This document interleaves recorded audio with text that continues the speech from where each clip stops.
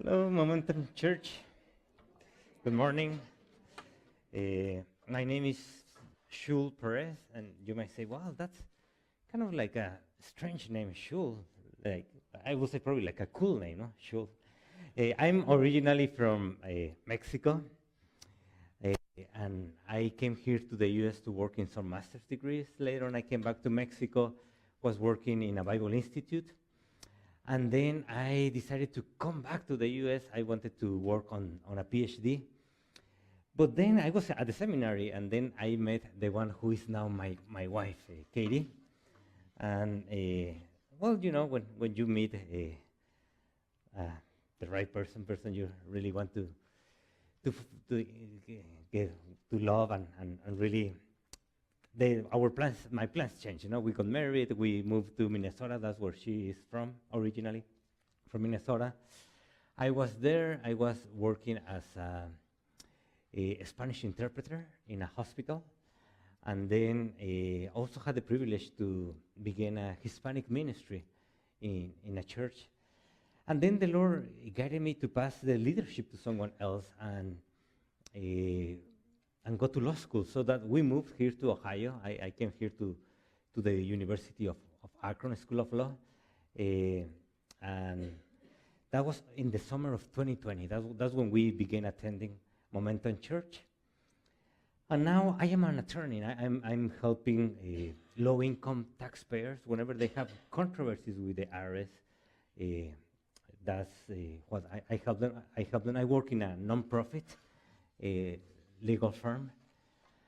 And as you know, my life has taken so many unexpected turns, like from Mexico to the US, back and forth, later on to Minnesota, to Ohio, and now I am helping people fight the IRS, which, which by the way,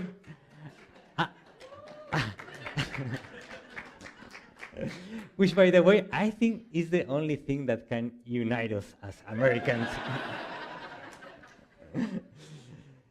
Well, to say that we live in a polarized society is really an understatement.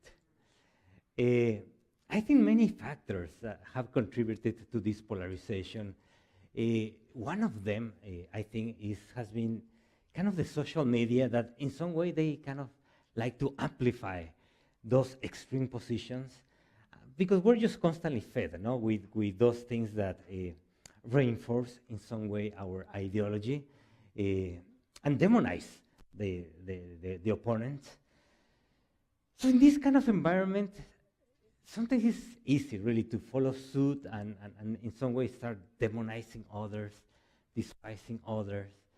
I remember myself, many times going, scrolling through Facebook and just only getting so upset, because I just disagree with something I saw very strongly, and then but inside my mind, I knew that, no, it's not bad to demonize the other person, to just despise him, but I don't know, having this kind of struggle kind of in my heart, and how to deal, like with those kind of situations, like constantly fed, with those kind of things. And I think that probably this kind of demonization that has happened has contributed to the violence, ideological, political violence that we are experiencing in these days, which sadly is not something new either in this country or in many other countries in this world.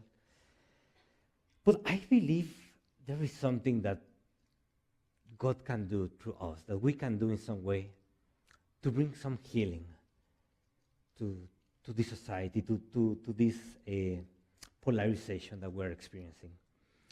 If we go to Matthew, I believe that Jesus' teaching in Matthew 7:1-12, I think that is kind of the key, really, not only to heal our polarized society, but our relationships between each other. If we read Matthew 12, it says, "Do not judge, or you too will be judged. For in the same way you judge others, you will be judged. And with the measure you use, it will be measured to you." As we're going to see, what Jesus is basically telling us here is stop rushing to judge others, because this will cause your own downfall. And that is Jesus is giving us this warning because as a human beings that we are children of Adam and Eve, we are really prone to make judgments based on a wisdom that does not come from God, based on kind of a wisdom that in which we decide by ourselves what is good and what is evil.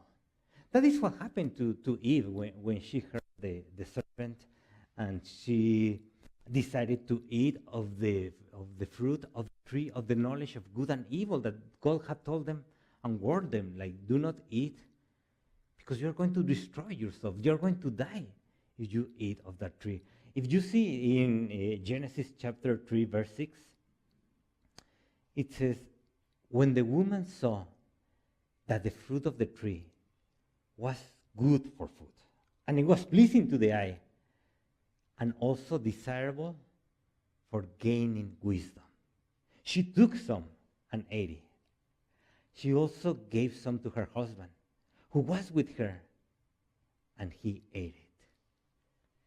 So by choosing to gain that kind of wisdom, that it was a wisdom apart from following God, they distorted their ability to be able to make sound judgments, to be able to discern really what is good and what is evil. So that, in that sense, kind of that ability to be able to make those sound judgments, in some way, it was very essential for the purpose that God had in mind for them. Because the purpose that God had for creating us, for creating human beings, was that we would be his representative, so that we can represent God in this earth, so that he can basically rule or in some way show his loving rule to this creation through us. If we go to Genesis chapter 1, verse 26,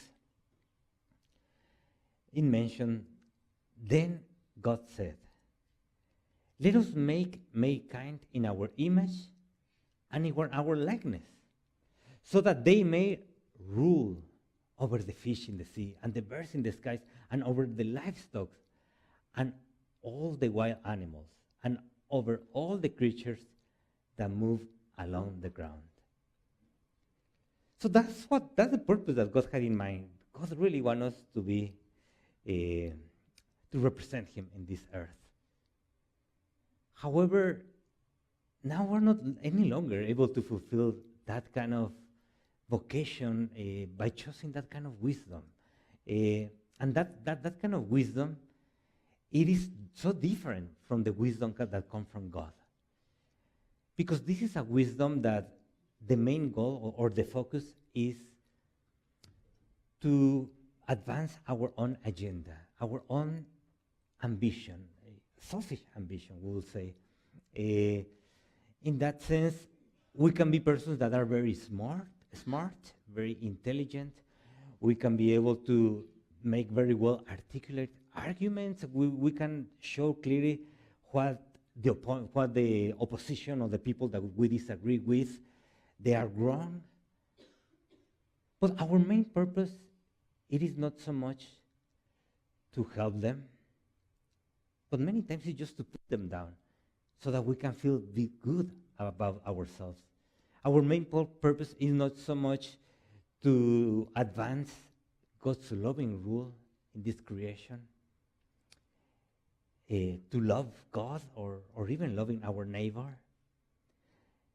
So that is a very different kind of wisdom that we gain from eating or from being children of Adam and Eve, eating that fruit of the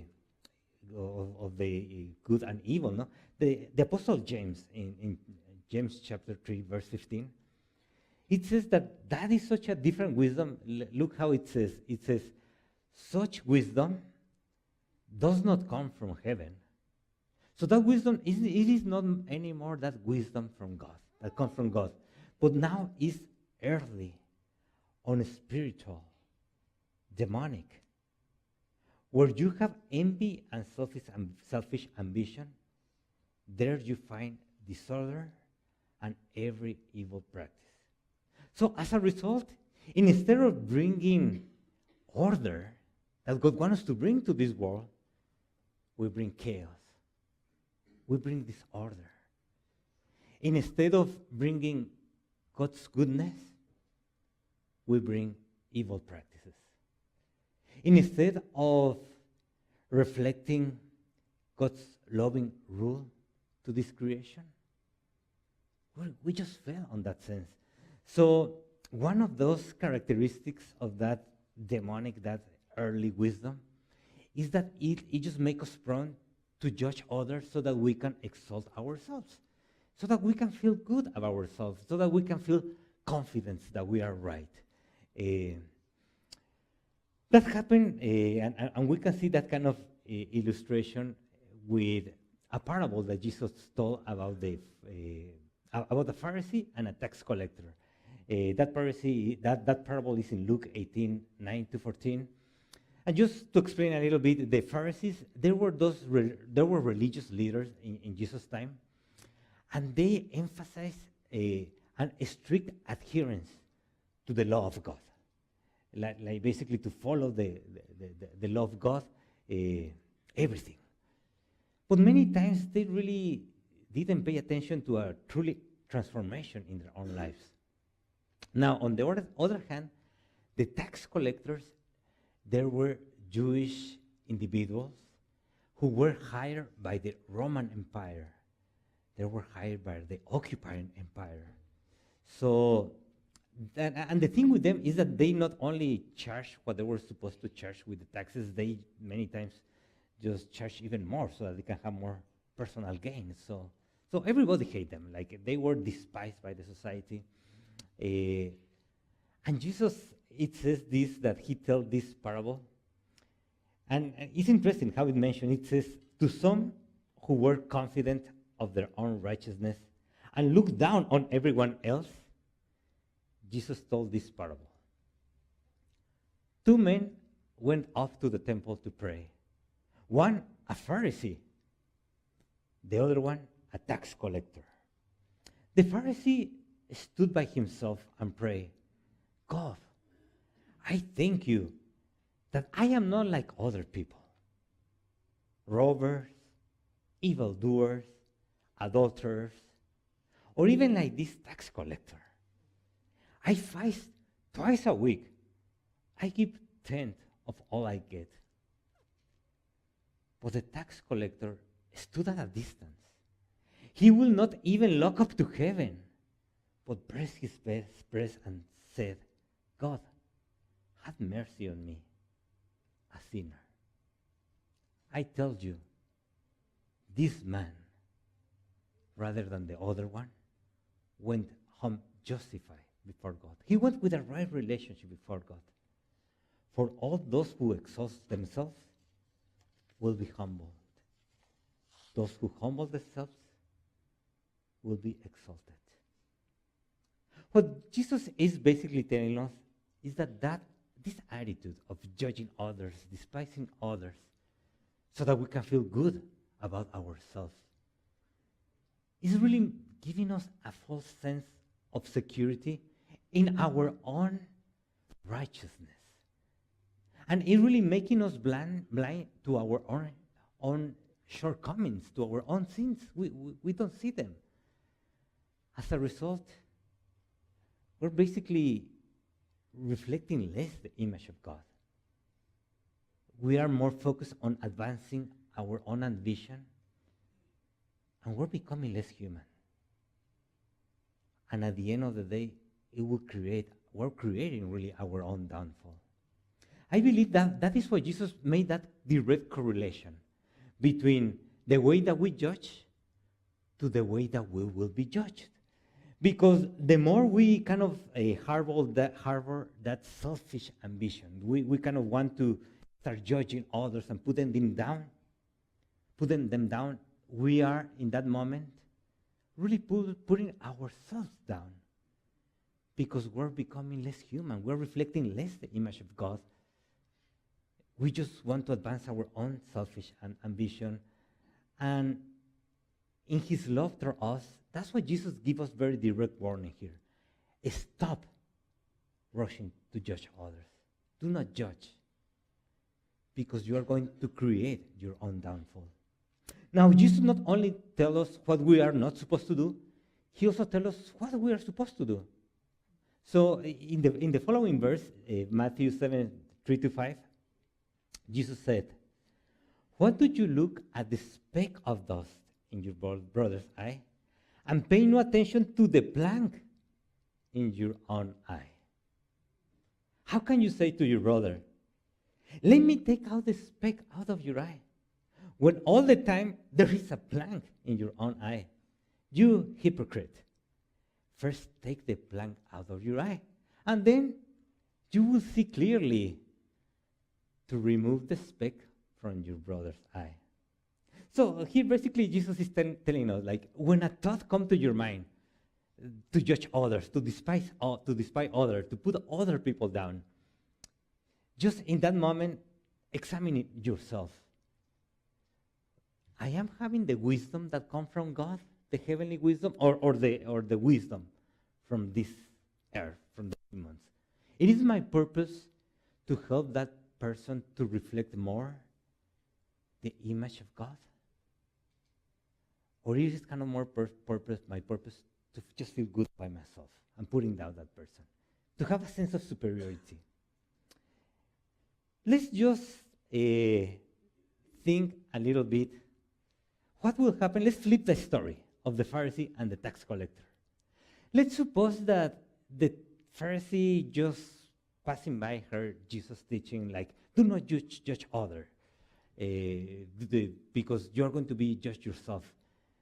Like, why are you paying attention to your brother's speck, no? And don't pay attention to your own plank? And after hearing that, let's just imagine for a moment that the Pharisee decided to examine himself when he felt that need when he really felt that desire to judge the tax collector.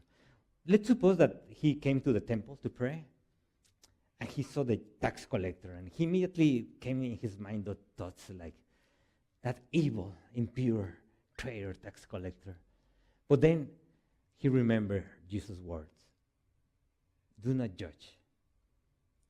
Why are you looking at the speck on the tax collector? And he decided, well, I'm going to examine myself. And he started praying, Lord, you know that it's so easy for me to judge others. Like, I'm just prone to some good kind of feel good maybe really about myself. I really can't stand the tax collector, really. Like, you know, he's such an evil guy. Even right now, praying to you, God, it's hard just for me just to focus on my own plank. But you know my heart. You know, yes, that I kind of feel a sense of superiority because I don't commit the same acts of other people, like they are robbers, evildoers, or even like this tax collector. Oh, again, Lord, sorry. just so hard for me, but if I really focus deep in my heart, many times I envy what others have. Many times I really want to have either their possessions or the social status. I even have taken advantage of vulnerable widows to have personal gain.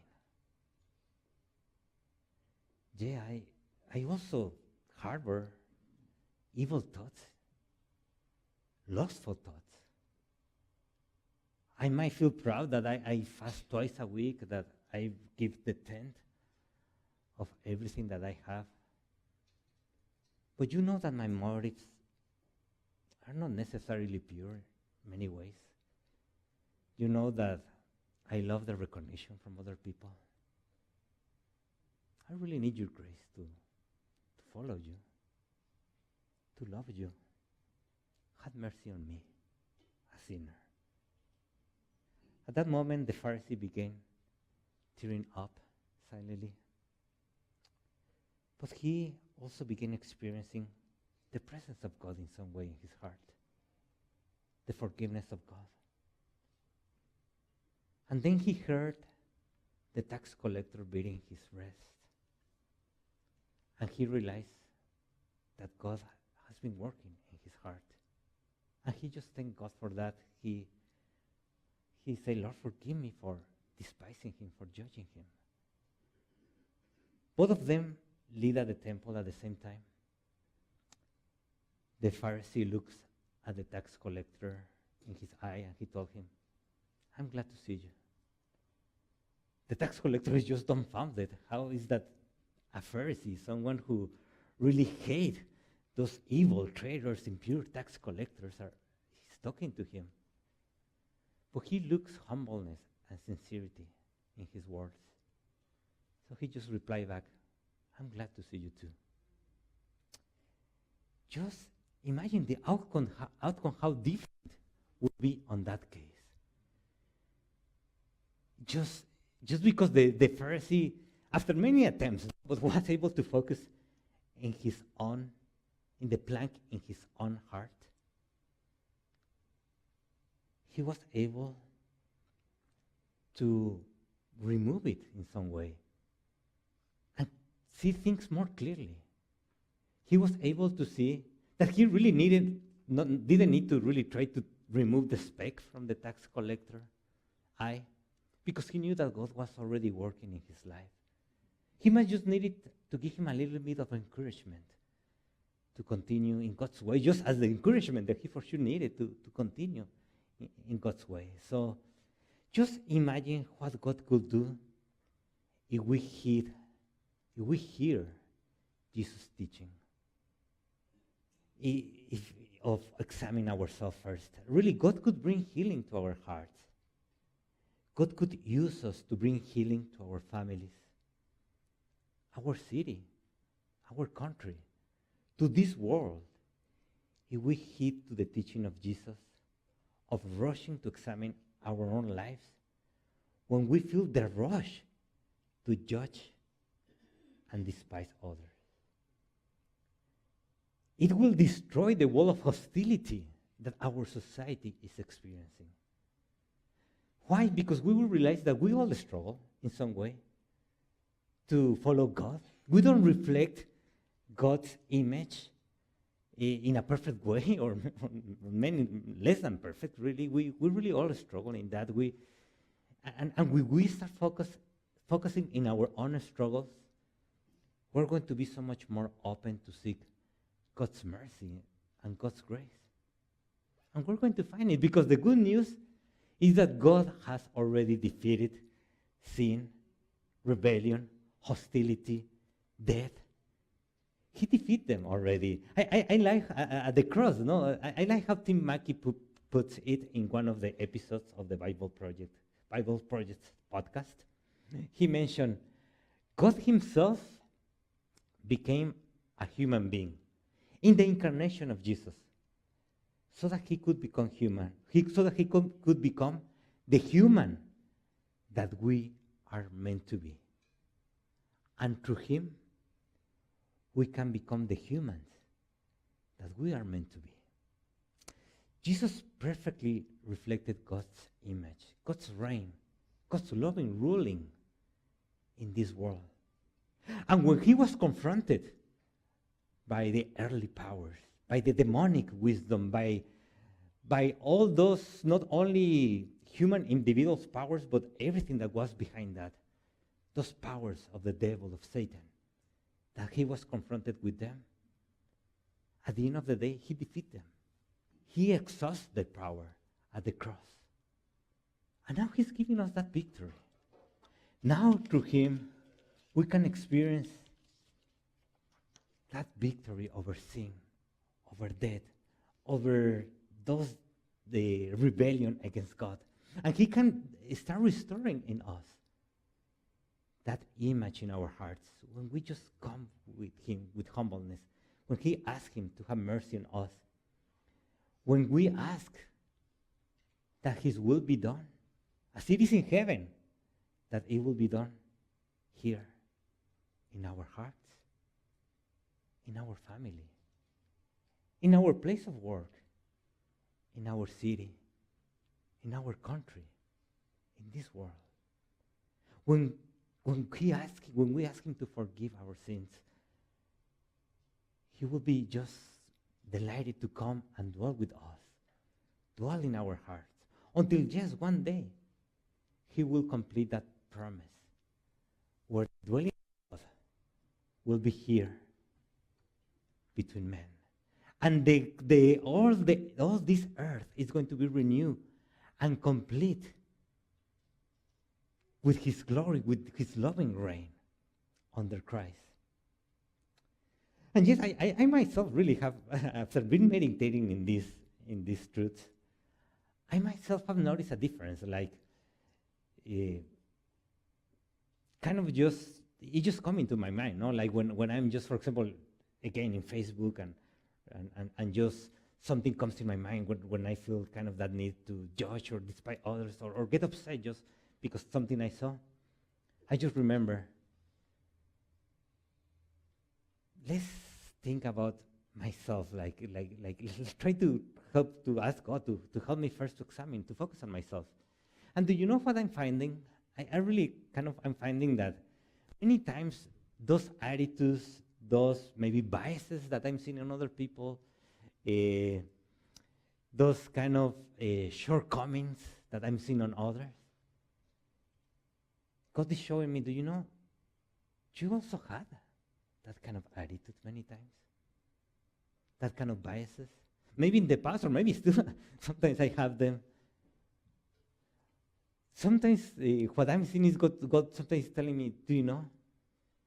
Yes, you are saying, oh, what an evil guy, like sometimes like putting those evil person that sometimes we just think like that. But sometimes just God is showing me, if it is not by the grace of God, your heart will be so evil. Because I know, I know, like the struggle many times with my thoughts. Your heart will be so perverse. And I know how much the grace of God I need really to be able just to try to follow God and really not to go to that kind of path that I could basically even go. So what is making me now is to show more grace. Like instead of just getting so upset in that moment with that person, just showing them so much more grace, just that as God has given me so much grace. And also just kind of help me to better analyze the situation, like, because it's kind of helping me to remove some those kind of biases that I may have that I even didn't realize, just because I am more prone to give them the benefit of the doubt. So that doesn't mean at all that I am perfect on that area. No, I still struggle. But I also realize that I'm becoming more aware how I'm very prone to judge other people in different areas. And now it just coming to my mind. Examine yourself first. Do you really want to help that people to restore the image of God? To restore the love of God in their hearts. So what we can really do, and what the Lord can really do, imagine if we start, everybody, trying to put in practice that. I would think that it will happen like the Apostle Paul mentioned in 2 Corinthians chapter 3, verses 6 to 18. It says that when we, I'm going to paraphrase it, but basically what he's saying is that when we turn to the Lord, God removes a veil from our hearts. And we start contemplating his glory, his wise and loving rule, basically. And we are beginning to be transformed more and more into his image. So it's kind of becoming now the opposite, when we turn to the Lord. when we start removing that plank from our eyes and we start contemplating His glory, we start gaining that again, that kind of wisdom that we lost, I guess, in the Garden of Adam and Eve.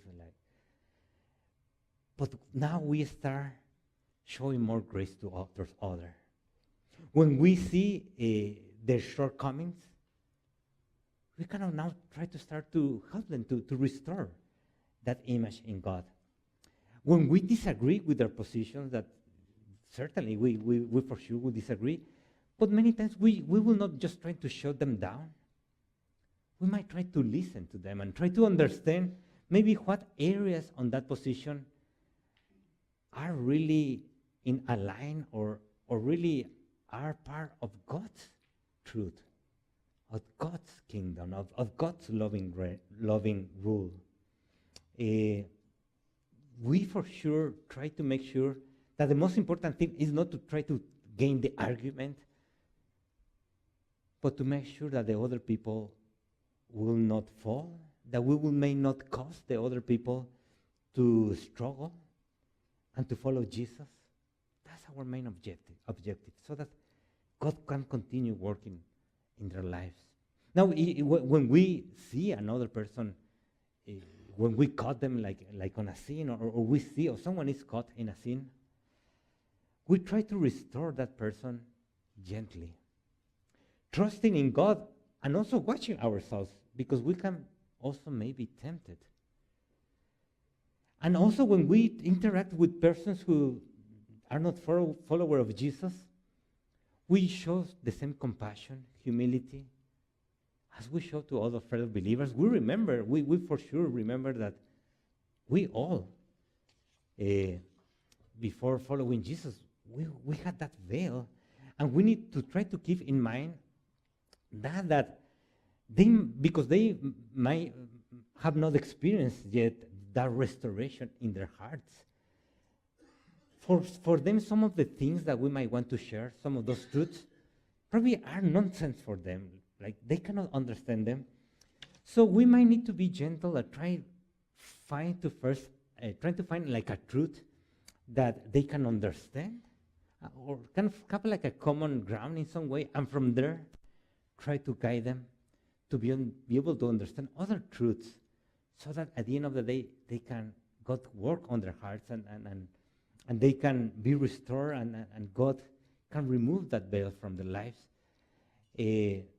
But yes, we just need to keep in mind that if they just don't have the same background and understanding to grasp those truths, they might just misunderstand us and maybe walk away with the wrong idea.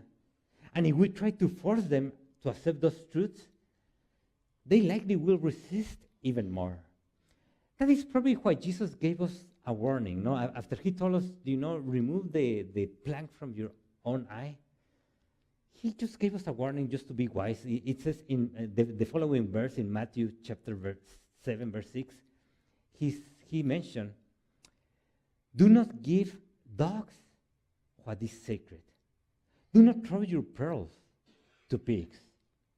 If you do, they may trample them under their feet and turn and tear you to pieces. In other words, what Jesus is telling us here is, when you are trying to help someone, make sure that in some way they are at least understanding what you're trying to tell them. Otherwise, if you just try to continue forcing them or just telling them those truths that can be precious like pearls, it can be counterproductive. So sometimes we might not see a good opportunity to help other people, but we still can continue asking, seeking, and knocking until God opens those doors. Just like the following verses says there in Matthew chapter 7, verses 7 to 8, Jesus says, ask, and it will be given to you. Seek, and you will find. Knock, and the door will be open to you.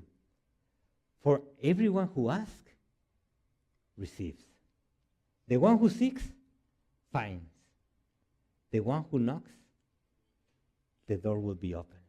So just continue praying. that God shows us or show you that opportunity to be able to help them at the right time. And God will do it. Many times God will show us first some area that you need to deal in your heart as you're praying for the other person. And then you start dealing with that area first. Or maybe God is going to show you some of your biases that you even were not aware before you try to start helping the other person. And that's great. That's God's opening the door. Or many times, the other person will not be maybe receptive at first, but when he's seeing how God is changing you, the work that he's doing in your heart, he will become more receptive. And then God will open the door, and you will be able to help him or help her. So, yeah, there might be some times that God might even lead you to speak the truth in uncomfortable situations. That's the reality. Sometimes because it is necessary to address injustices or kind of to bring some kind of justice but really to foster the God's truth or God's kingdom. Sometimes you need to speak. There might be sometimes it's necessary to do that. Sometimes even just to help the individual, not just to considering themselves wise in their own eyes. It's interesting because Proverbs 26:4-5, it kind of mentions that and kind of put a little bit that kind of contrast. Because it tells you, basically, Proverbs, it says, no, do not answer a fool according to his folly. You yourself will be just like him. Basically, this is kind of the first thing that Jesus was telling us. Make sure don't throw your pearls to the pigs. In other words, if someone is not going to appreciate it, at the end of the day, you will just look at yourself in some way. But at the same time, sometimes answer a fool according to his folly, or he will be wise in his own eyes. But in other situations, you need to speak. It might be the good thing in that moment so that the other person will not just consider himself wise in his own eyes. So sometimes, as you've seen, there is no like a one-size-fits approach for every situation.